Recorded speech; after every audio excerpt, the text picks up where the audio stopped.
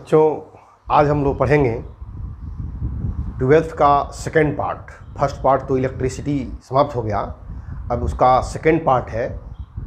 Second part में जो पहला चैप्टर है उसका नाम है प्रकाशिकी, ऑप्टिक्स। ऑप्टिक्स के बारे में हम लोगों को पढ़ना है। तो सबसे पहले देखते हैं कि लाइट क्या होता है, प्रकाश क्या होता है। प्रकाश, लाइट। प्रकाश एक प्रकार की ऊर्जा है जो स्वयं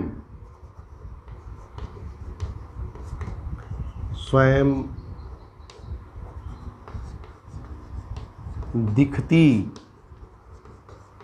नहीं है, परंतु इसकी उपस्थिति में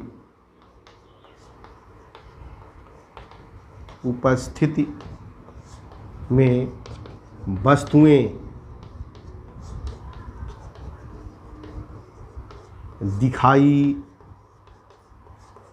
देती हैं। प्रकाश एक प्रकार की ऊर्जा है, एनर्जी है, जो स्वयं दिखती नहीं है परंतु उसकी उपस्थिति में वस्तुएं दिखाई देती हैं।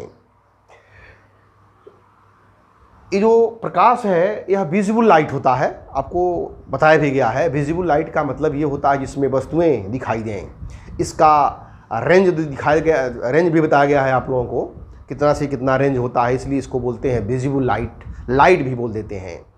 तो ये जो हमारा प्रकाश की ऑप्टिक्स है, इसको दो पार्ट में बांटा गया है। वो दो पार्ट कौन कौन से हैं देखिए। पहले का नाम है किरण प्रकाशिकी, इसको बोलते हैं रे ऑप्टिक्स, रे ऑप्टिक्स। इसको बोलते हैं तरंग प्रकाशिकी, इसको बोलते हैं वेव ऑप्टिक्स, वेव ऑप्टिक्स। किरण ऑप्टिक्स, कुछ साइंटिस्ट किरण ऑप्टिक्स यानी रे ऑप्टिक्स की मान्यता देते हैं और कुछ साइंटिस्ट हैं जो वेव ऑप्टिक्स की मान्यता देते हैं। तो हम रे ऑप्टिक्स में क्या क्या पढ़ेंगे और वेव ऑप्टिक्स में क्या क्या पढ़ेंगे, पहले हम इसको क्या करते हैं, लिख लेते हैं।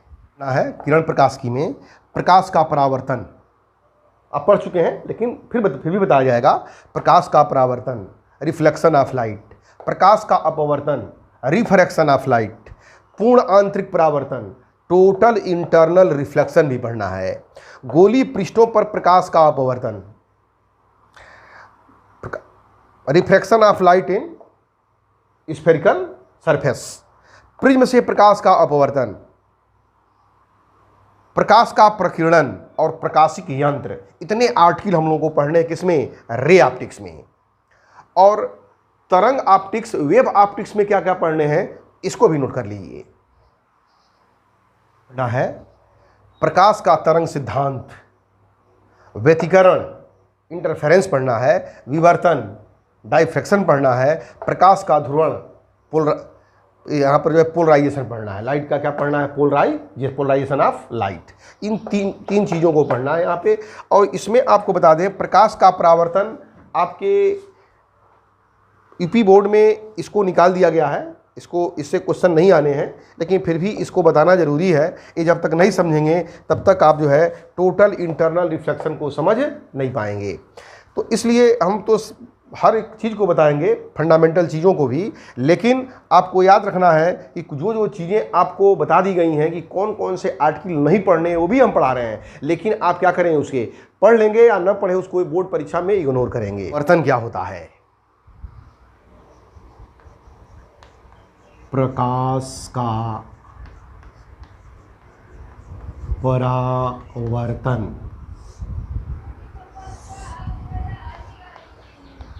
रिफ्लेक्शन ऑफ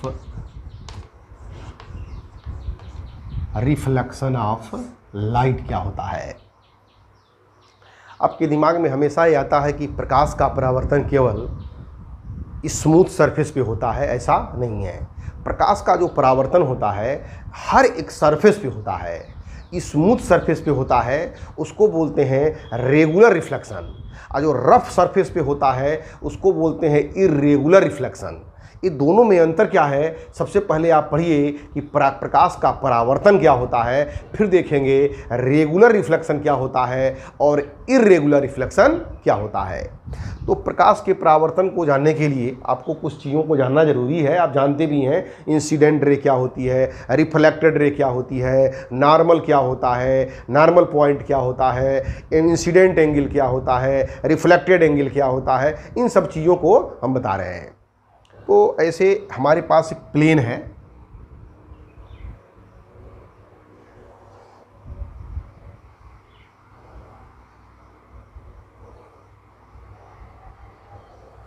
ऐसे एक प्लेन है, टेबल मान लीजिए इसे, और इस टेबल पर ऐसे एक जो है मिरर रखा हुआ है।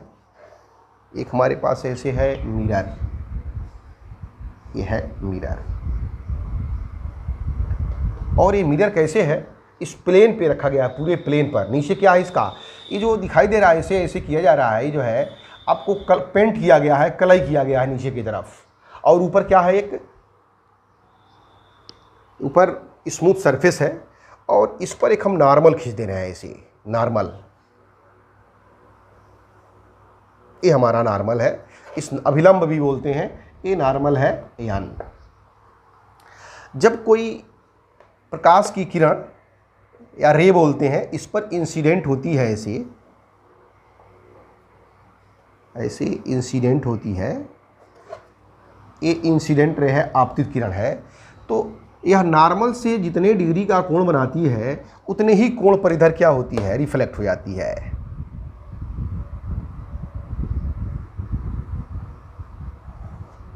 ऐसे रिफ्लेक्ट हो जाती है। ये जो रे आ रही है इस सरफेस पे, इस रे को बोलते हैं आपतित किरण, आपतित किरण। इसको बोलते हैं इंसिडेंट रे, इंसिडेंट रे, और आती है और इस सरफेस पर मिरर पर हिट करती है, और हिट करने के बाद से जिधर जाती है उसको कहते हैं परावर्तित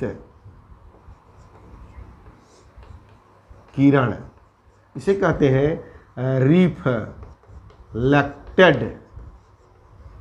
रे। और इस जो पॉइंट है, कौन सा पॉइंट, जहां पर किरण आकर के मिरर को हिट करती है और जहाँ से किरण हिट होने के बाद से रिफ्लेक्ट होती है, परावर्तित होती है, इस बिंदु का नाम है आपतन बिंदु, आपतन बिंदु, इंसिडेंट पॉइंट।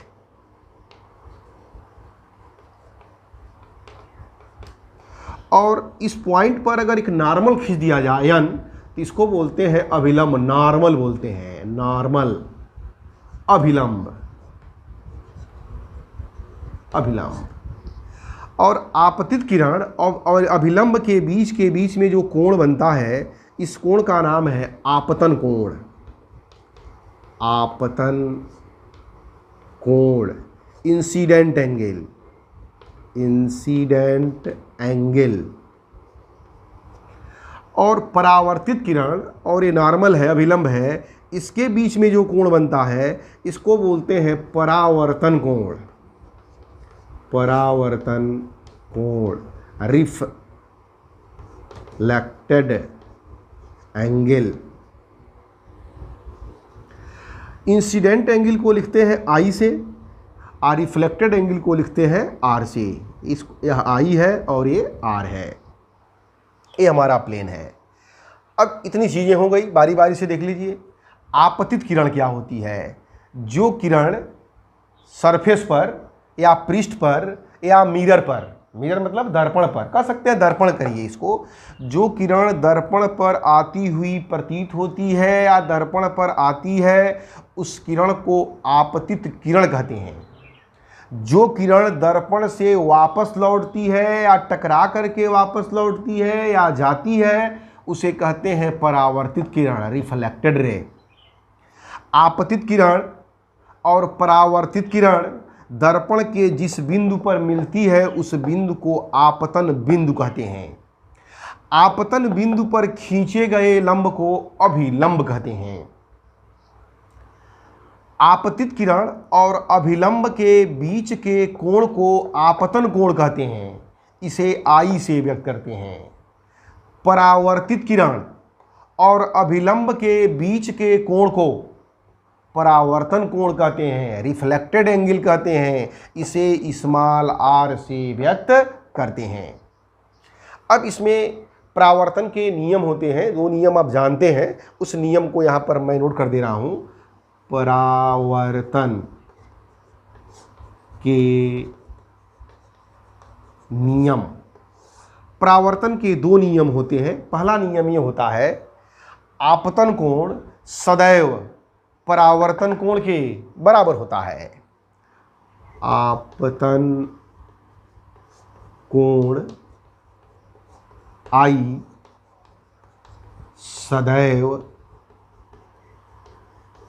परावर्तन कोण के बराबर होता है, यानी angle i equal to angle r, दोनों आपस में बराबर होंगे हमेशा।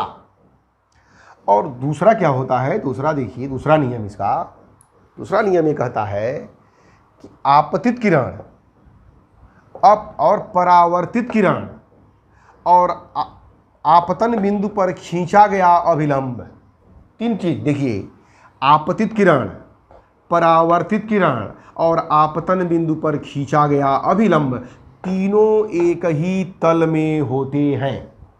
ऐसे समझिए, अगर कोई रे प्रकाश की किरण इस ब्लैक बोर्ड के सरफेस से होके आ रही है तो सरफेस में ही ऐसे निकलेगी, ऐसा नहीं कि इधर से आएगी और इधर चली जाएगी। नहीं समझे, ऐसे समझिए, अगर रे ऐसे आ रही है तो टक्कर मार के ऐसे जाएगी, ऐसा नहीं कि ये सरफेस पे ब्लैक बोर्ड से होके आ रही है और ऐसे निकल जाएगी, ऐसा नहीं, एक ही तल में होती है।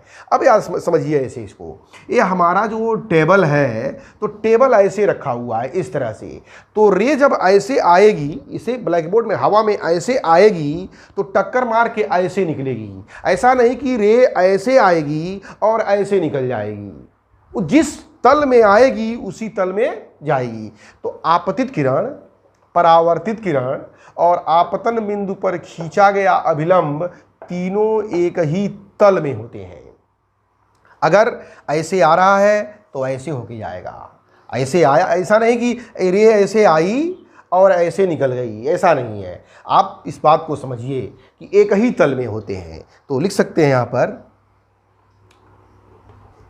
आपतित किरण, परावर्तित किरण तथा आपतन बिंदु पर खींचा गया अभिलंब तीनों एक ही तल में होते हैं, एक ही तल में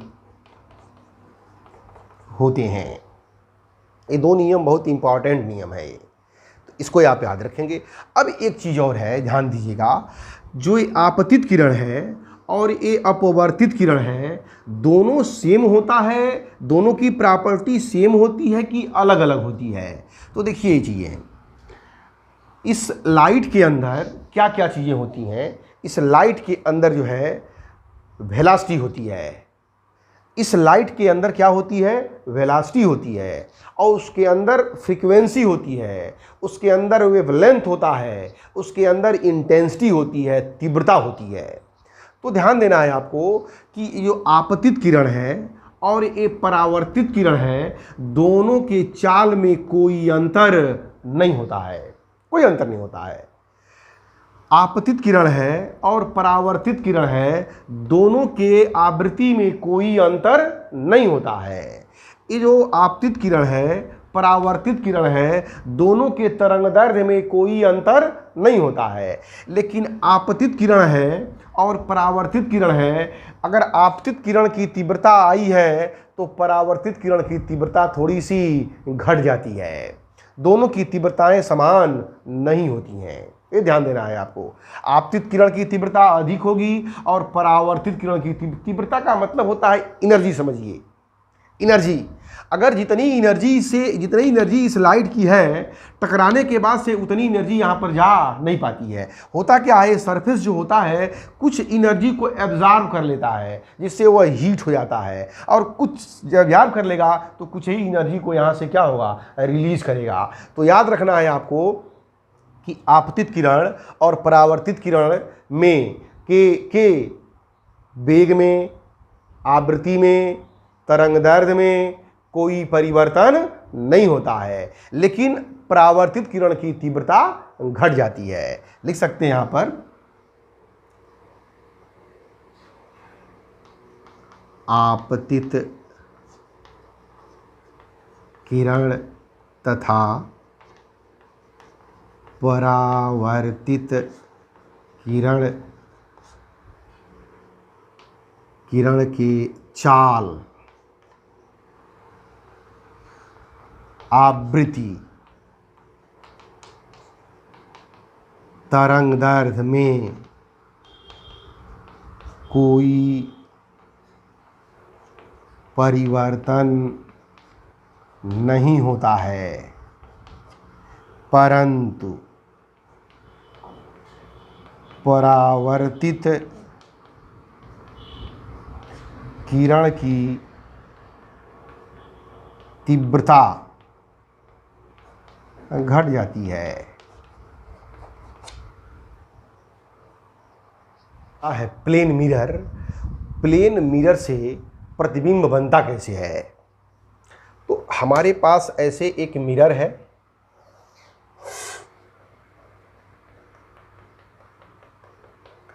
और इसमें एक प्रिंसिपल एक्सिस मान लीजिए इसका है,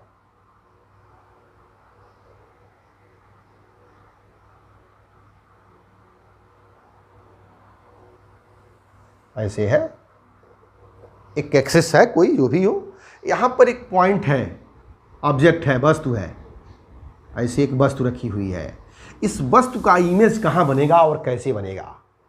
तो देखिए इसको क्या करेंगे, इस इमेज बनता कैसे है पहले समझिए। इमेज यानी प्रतिबिंब बनती कैसी है, आखिर हमारे आँख में वो दिखाई कैसे देती है? लाइट पहले उस वस्तु पर जा कर के गिरती है और वहाँ से लाइट रिफ्लेक्ट होती है, और रिफ्लेक्ट होकर के हमारी आँख पर आती है, तब वस्तु हमको दिखाई देती है। वह वस्तु जो हमें दिखाई देती है उसका प्रतिबिंब बनता है।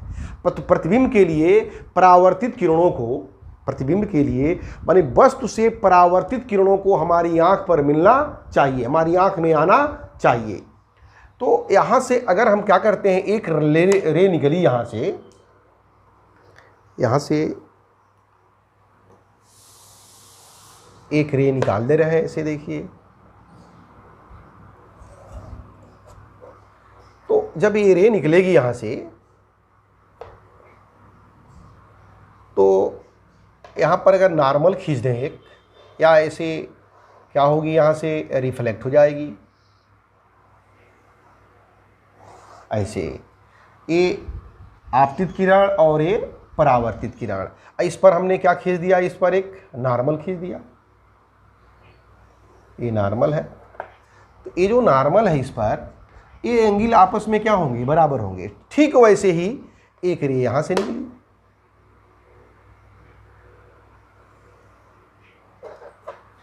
ये दो रे जा रही है। हमारे पास ये जो वस्तु है, ये हमारे पास जो ऑब्जेक्ट है, ये वस्तु है, यहाँ से एक रे इधर निकली, इधर चली गई, एक रे इधर निकली और यहाँ से इधर चली गई, ऐसे।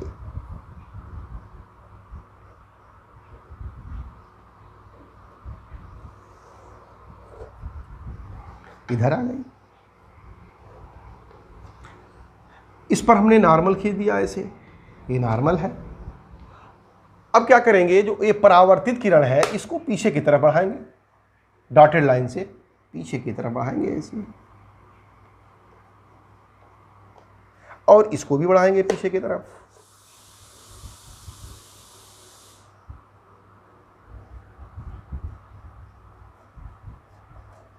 ऐसे जहां पे काटेगी ये परावर्तित किरणें जो है, जहां पे काटेगी ऐसे, यहां पर बनेगा प्रतिबिंब। अगर यह इमेज ऑब्जेक्ट ओ है तो यहाँ पर इमेज बनेगा आई, आई बनेगा यहाँ पर, आई, इसको इमेज बोलते हैं। यह है वस्तु और यह है प्रतिबिंब। तो अब इसमें जो वस्तु और प्रतिबिंब है इसको लिखेंगे ओ से और इसे लिखेंगे आई। आई का मतलब इमेज, ओ का मतलब ऑब्जेक्ट, ऑब्जेक्ट मीन्स क्या होता है, वस्तु। वस्तु, ओ का प्रतिबिंब कहाँ बना, आई पर बना। तो ऐसे ही अगर ऐसा नहीं कि बिल्कुल सामने रखा हो तो ऐसे ही बनेगा। हम प्रतिबिंब को बनाने के लिए कहीं भी इसको रखा जा सकता है। अब देखिए एक इसका प्रतिबिंब और बनाते हैं, आपसे पूछते हैं कि बताइए इसका प्रतिबिंब कहाँ बनेगा। ऐसे हमारे पास एक मिरर है, ऐसे ये मिरर है।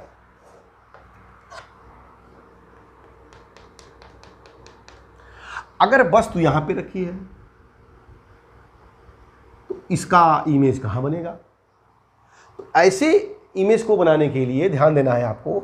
इस क्या करेंगे, ये जो हमारा मिरर है डॉटेड लाइन से आगे की तरफ ऐसे बढ़ाएंगे, ऐसे डॉटेड लाइन से। और ये जो इसका इमेज यहाँ बना है, प्रतिबिंब बना है, तो बिल्कुल मिरर पर परपेंडिकुलर है। तो वैसे ही जितना दूर इधर होगा उतना ही दूर यहीं पर बनेगा। ये तो गारंटी है इसका कि यहीं पर बनेगा ऐसे।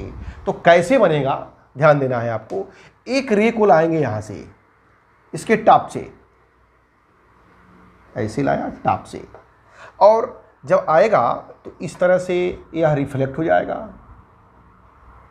इधर रिफ्लेक्ट होगा, मिरर के टॉप पे आया ऐसे, और यहां से क्या हो गया, ये रिफ्लेक्ट हो गया। इस वस्तु से एक रे को लाएंगे यहाँ पे, मिरर के यहाँ पे नीचे वाले बॉटम पे, तो यहाँ पे लाएंगे तो देखिए ऐसे आया, ये आपतित किरण है। और यहाँ से ये भी क्या होगी, रिफ्लेक्ट होगी, ऐसे रिफ्लेक्ट हो गई। ये परपेंडिकुलर ये है, ये दोनों एंगल आपस में बराबर होंगे। ये परपेंडिकुलर है, दोनों एंगल आपस में बराबर होंगे।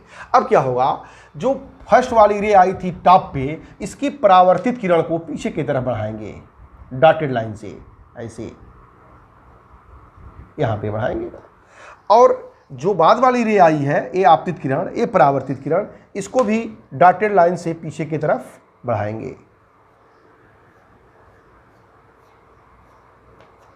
अब ये ओ का इमेज कहाँ बना, ये इमेज बना आई, और वस्तु क्या है ओ, इसका प्रतिबिंब यहाँ पर बना। अब ये जो दिखाई दे रहा है दो परावर्तित किरणें, ये जो एरिया देख रहे हैं आप, इसको बोलते हैं फील्ड ऑफ व्यू, दृश्य क्षेत्र बोलते हैं, फील्ड ऑफ व्यू, इसको बोलते हैं दृश्य क्षेत्र। यानी वह क्षेत्र जिसके अंदर हमारी आंख अगर इसके अंदर है तो इसका प्रतिबिंब यहाँ पर बनेगा। अगर हमारी आंख या स्वयं हम इस लाइन के बाहर चले गए, यहाँ पर आ जाएं, तो इसका प्रतिबिंब यहाँ पर दिखाई नहीं देगा। ये ध्यान देना है आपको। प्रतिबिंब इसको बोलते हैं फील्ड ऑफ व्यू बोलते हैं, इसको बोलते हैं दृश्य क्षेत्र। इसके अंदर अगर रहेंगे तभी ओ का प्रतिबिंब आई पर दिखाई देगा, अदरवाइज दिखाई नहीं देगा। और ये चीज़ जो है ध्यान देना है आपको, ये बिल्कुल परपेंडिकुलर होगा। ये जो मिरर में जब बनता है, प्लेन मिरर में इमेज, तो इस मिरर पर वो जो है बिल्कुल परपेंडिकुलर होना चाहिए। ऐसा नहीं कि आप दिखा देंगे कि यहाँ पर बनेगा, नहीं, गलत, बिल्कुल यहाँ पर बनेगा, इमेज यहाँ पर बनेगा। इस तरह से आप बनाएंगे कि मिरर से प्रतिबिंब कैसे बनता है, कहीं पे भी रखा हो। और याद रखिए फील्ड ऑफ व्यू का मतलब क्या होता है। फील्ड ऑफ व्यू का मतलब उस फील्ड में आप रहेंगे तो भी हमारे अब रे केवल दो ही नहीं आएगा, बहुत सी आएंगी। तो इस पर ऐसे आएगा, ऐसे ऐसे मिरर पे बहुत सी आएंगी रे, लेकिन हमने टॉप का लिया और बॉटम का लिया। ये सारी रे हमारी आंख पे आएंगी और परावर्तित किरणें जब हमारी आंख पे पहुंचती हैं तो उस वस्तु का प्रतिबिंब बनता है। जब तक परावर्तित किरणें नहीं पहुंचेंगी तब तक हमारी आंख पर प्रतिबिंब नहीं बनेगा। तो प्रतिबिंब दो तरह के होते हैं, एक होता है आभासी प्रतिबिंब और एक होता है वास्तविक प्रतिबिंब। वस्तु भी दो तरह के होते हैं, वास्तविक वस्तु होते हैं और आभासी वस्तु होते हैं। तो वास्तविक और आभासी वस्तु क्या होता है वो भी बता रहे हैं आपको, और आभासी और वास्तविक प्रतिबिंब क्या होता है वो भी बता रहे हैं आपको।